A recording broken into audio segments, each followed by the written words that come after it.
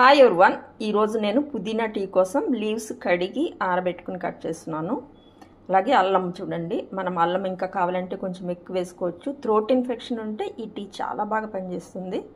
So మనం రెగ్యులర్గా నేను ఒక 5 years నుంచి ఇదే టీ తీసుకుంటున్నాను. అంటే లీవ్స్ ఒకటి చేంజ్ చేస్తూ ఉంటాను. కరోనా అప్పటి నుంచి నేను టైం పాస్ అయ్యేది ఇలాగ రకరకాల టీ పైన ఎక్స్పెరిమెంట్స్ చేస్తూ అలా అలవాటు అయిపోయింది. నేను కంప్లీట్గా టీ మానేశాను. నేను ఈ లీవ్స్తోనే టీ తీసుకుంటాను. చూడండి, తులసి లీవ్స్, ఈరోజు తులసి లీవ్స్ ఎక్కువ వేసుకున్నాను. సో మనం అలాగా ఎవ్రీ వీక్ ఒక్కొక్క రకంగా మనం చేంజ్ చేసుకోవచ్చు. చూడండి, అంటే కొంతమందికి డౌట్ రావచ్చు, ఈ లీవ్స్ మనం టీ తీసుకున్నాక ఏం చేయాలని. అది అట్లాగే మనం నమిలేయచ్చు. నమిలేసి పిప్పిలాగా అవుతుంది కదా, ఆ టైం వరకు నమిలి మనం ఊసేయచ్చు. లేదంటే మింగేసినా కూడా అది చాలా మంచిది హెల్త్కి. వీలైనంత వరకు టైం ఉన్నప్పుడు ఇలా టీలు తయారు చేసుకుని మార్నింగ్ చాలా బాగా పనిచేస్తుంది. ఇది మనం కషాయంలాగా తాగుతాం కదా, దాని బదులు ఇలా లీవ్స్ వేసుకుని తీసుకుంటే మనకి మోషన్ అన్నీ చాలా ఫ్రీగా అవుతుంది. ఇండైజెషన్ అన్నీ తగ్గిపోతాయి.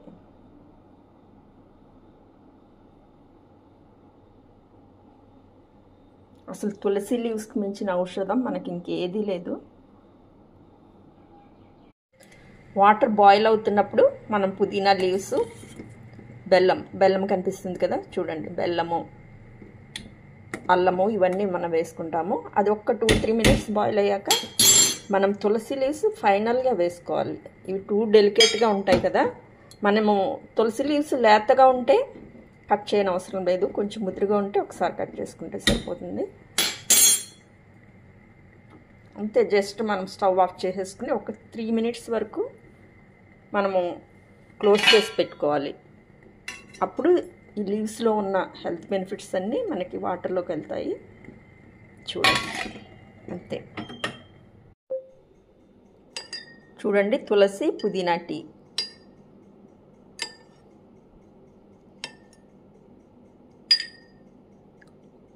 మనకు ఫీవర్ వచ్చినా, దగ్గు వచ్చినా, కోల్డ్ అన్నిటికీ పనిచేస్తుంది ఇది. ఇంత న్యాచురల్ టీస్ అన్నీ మనము పిల్లలకు కూడా అలవాటు చేస్తూ ఉండాలి. అంటే రెగ్యులర్గా తాగకపోయినా వీక్లో ఒక రోజైనా